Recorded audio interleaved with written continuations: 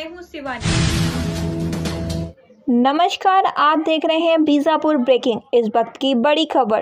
मंत्री एमबी पाटिल ने कामना की है कि आईसीसी चैंपियंस ट्रॉफी के फाइनल में भारत और न्यूजीलैंड के बीच होने वाले मैच में टीम इंडिया जीत हासिल करेगी। पहले भी भविष्यवाणी की गई थी कि भारत पाकिस्तान के खिलाफ जीतेगा। फाइनल में भारतीय टीम ज़रूर जीतेगी। टीम इंडिया अच्छी फॉर्म में है, न्यूजीलैंड की टीम भी अच्छी फॉर्म में है, लेकिन जीत या हार इस बात पर तय होगी कि मैदान पर कौन खेलता है। उन्होंने शनिवार सुबह करीब 11 बजे विजयपुरा में मीडिया को बयान दिया।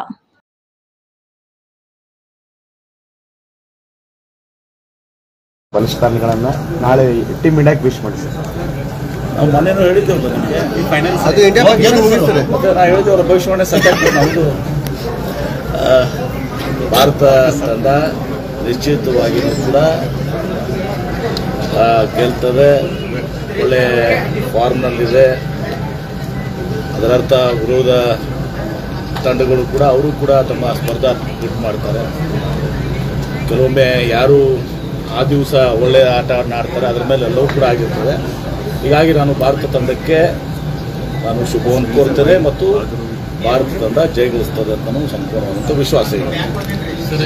ಯೋಜನೆಗೆ ಯಾವುದೇ ಈಗ ಅದನ್ನು ವರ್ಕೌಟ್ ಮಾಡಬೇಕಾಗ್ತದೆ. ವರ್ಕೌಟ್ ಮಾಡಿ ಒಂದು ದಿವಸ ಇನ್ನೂ ಅದು ಏನು ಸಂಧಾನದ ರೇಟು ಫಿಕ್ಸ್ ಆಗಿಲ್ಲ. ಈಗ ಅದು ಫಿಕ್ಸ್ ಆಗದೆ ಹಣ ಇಡುವಂಥ ಪ್ರಶ್ನೆ ನೀವು ಬರೋದಿಲ್ಲ. ಅವಶ್ಯಕತೆ ಬಿದ್ದಾಗ ಹಣ ಇಡ್ತೀವಿ. ನಿರ್ಣಯನ ಮುಖ್ಯಮಂತ್ರಿಗಳು ಮಾಡಿದ್ದಾರೆ. 70,000 ಎಕರೆಗಳನ್ನ ಇವತ್ತು ಏನು ಮುಳುಗಡೆ ಆಗ್ತದೆ ಅದನ್ನು ತೆಗೆದುಕೊಳ್ಬೇಕು ಅಂತ ನಿರ್ಣಯನ ಹೋರಾಟಗಾರ ಎಲ್ಲರ ಜೊತೆಗೆ ಆಗಿದೆ. ಎಲ್ಲ ಫಾರ್ಮಾಲಿಟೀಸ್ ಕಂಪ್ಲೀಟ್ ಮಾಡಬೇಕಂದ್ರೆ 3-4-5-6 ತಿಂಗಳು ಅದಕ್ಕೆ ಹೋಗ್ತದೆ. ಸರ್, ಈಗ ಕೃಷಿ JD ಅವರು ಅಧಿಕೃತವಾಗಿ ರಜೆಗಳನ್ನ ಹಾಕಿ ತಿಂಗಳಗಟ್ಟಲೆ ಹೇಳಿದ್ರು. ಇದ್ರ ಬಗ್ಗೆ ಗಮನಕ್ಕೆ ಬಂದಿದೆ. ಇದರಿಂದ ಏನಾಯಿತು ಅಂದರೆ ರೈತರು ಕೂಡ ಜಿಲ್ಲೆಯಲ್ಲಿ ಬರೋ ರೈತರಿಗೆ ಬರಬೇಕಾದಂಥ ಏನೋ ಒಂದು ಬೆಳೆ ಹಾನಿ ಅನುದಾನ ಇತ್ತು, ಅದು ಕೂಡ ಹಿನ್ನಡೆ ಆಯಿತು. ನೋಡು, ಅದನ್ನು ಎಲ್ಲನೂ ಕೂಡ ನಾನು ಈಗಾಗಲೇ KDP-ಯಲ್ಲೂ ಚರ್ಚೆ ಮಾಡಿದ್ದೀನಿ. ಈಗ ಮೊನ್ನೆನೂ ಕೂಡ ಹೇಳಿದ್ದೀನಿ. ಅವರಿಂದ ಏನಾದರೂ ತಪ್ಪಾಗಿದ್ದರೆ ಒಂದು ದಿವಸ ನಿರ್ದಾಕ್ಷಿಣ್ಯವಾಗಿ ಕ್ರಮ ಕೈಗೊಳ್ತೀವಿ. ಕೆಲವೊಂದು ನನಗೆ ಬೇರೆ ಬೇರೆ ಮಾಹಿತಿಗಳಿದ್ದಾವೆ. ಕೆಲವೊಂದು ಜಿಲ್ಲೆ ಅಲ್ಲಿಯ ಮಾನದಂಡಗಳು ಬೇರೆ ಇತ್ತು, ಅಲ್ಲಿಯ ಸಿಚುವೇಶನ್ ಬೇರೆ ಇತ್ತು, ಇಲ್ಲಿನೂ ಸಿಚುವೇಶನ್ ಬೇರೆ ಇತ್ತು ಅಂತ ಹೇಳಿ ಅದು ಯಾವುದಕ್ಕೂ ಕೂಡ ಅದರಲ್ಲೇನು ಅದಿರಲಿ. ಅಧಿಕೃತವಾಗಿ ರಜೆ ಹಾಕಿದೆ. ಅನಧಿಕೃತವಾಗಿ ರಜೆ ಹಾಕಿ ಕ್ರಮ ಕೈಗೊಳ್ತಾರೆ. ಸರ್, ಇನ್ನೊಂದು ಬಜೆಟ್ ಸರ್, ಇದು ಮುಸ್ಲಿಮರಿಗೆ ಹೆಚ್ಚು ಮನೆ ಕೊಟ್ಟಿದ್ದಾರೆ. ಹಾಗಾಗಿ ಇದು ಸಾಬರ್ ಬಜೆಟ್ ಅಂತೇಳಿ BJP ಎಲ್ಲರಿಗೂ ಕೊಟ್ಟಿದ್ದೀವಿ. ಎಲ್ಲ ವರ್ಗದ ಜನರಿಗೆ ಕೊಟ್ಟಿದ್ದೀವಿ. ಹಿಂದುಳಿದವ್ರಿಗೆ ಕೊಟ್ಟಿದ್ದೀವಿ, ದಲಿತರಿಗೆ ಕೊಟ್ಟಿದ್ದೀವಿ. 2A ಎಷ್ಟು ಜಾತಿ ಬರ್ತಾರೆ, ಆಲ್ಮಕ್ದವ್ರು ಬರ್ತಾರೆ, ಬರಲ್ವಾ? ಉಪ್ಪಾರ್ ಬರ್ತಾರೆ, ತಳವಾರ ಬರ್ತಾರೆ. ಬರೀ ಮುಸ್ಲಿಮ್ಗೆ ಯಾಕೆ ಕಾಣ್ತದೆ ನಿಮಗೆ? ಹಳದಿ ಕಣ್ಣುಗಳು ಉಳಿದವ್ರಿಗೆಲ್ಲ ಬರ್ತದಲ್ಲ ಅದೆಲ್ಲ. ಪ್ರಿಯಾಂಕ್ ಖರ್ಗೆ ಅವರು ಹೇಳಿದ್ದಾರೆ, BJP ಅವರಿಗೆ ಬಜೆಟ್ ಓದುವಂತ ಬೌದ್ಧಿಕ ಶಕ್ತಿನೇ ಇಲ್ಲ, ಅದ್ರ ಓದಿ ಅರ್ಥ ಮಾಡ್ಕೋರಿ, ಮುಕ್ತವಾಗಿ ಚರ್ಚೆಗೆ ನಾವು ಸಿದ್ಧ ಅಂತ ಹೇಳಿ ಹಲಾಲ್ ಬಜೆಟ್ ಅಂತ ಹೇಳಿ ಅವ್ರು ಸುಮ್ಮನೆ ಅದನ್ನು ಇದು ಮಾಡ್ಬೇಕಲ್ಲ, ವಿರೋಧ ಮಾಡ್ಬೇಕಂತ ಮಾಡ್ತಾರೆ. ಮಾಡ್ಬೇಕಷ್ಟೇ. 4 ವರ್ಷ ಅವ್ರು ಏನು ಮಾಡಿದ್ರು ಎಲ್ಲ ಜಗತ್ತಿಗೆ ಗೊತ್ತಿಲ್ಲ.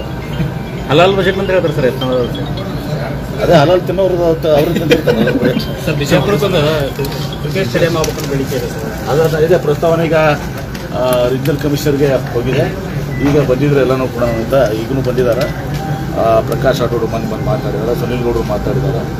ಹೀಗಾಗಿ ಅದನ್ನು ನಾನು RC ಮಾತಾಡಿ ಸರ್ಕಾರಕ್ಕೆ ಕಳಿಸಿ ನಿಶ್ಚಿತವಾಗಿಯೂ ಕೂಡ ಅದು ಕ್ರಿಕೆಟ್ ಸ್ಟೇಡಿಯಂ ಆಗಬೇಕು. ಅದ್ರ ಜೊತೆ ಒಂದು ಸೈಕಲ್ ಅಕಾಡೆಮಿನೂ ಆಗಬೇಕು. ಅಲ್ಲಿನೇ ನಮ್ಮ ಇದನ್ನು ಕೂಡ ಇದೆ, ಏನು ವೆಲ್ಲೋಡ್ರೋಮ್ ಇದೆ. ಹೀಗಾಗಿ ಅದೊಂದು ಸ್ಪೋರ್ಟ್ಸ್ ಝೋನ್ ಆಗಿ ಒಂದು ಸದನ ಪರಿವರ್ತನೆ ಮಾಡಲಿಕ್ಕೆ ಇಲ್ಲೇ ಡಾಕ್ಟರ್ ಎಲ್ಲ ಬಂದಿದ್ದಾರಲ್ಲ.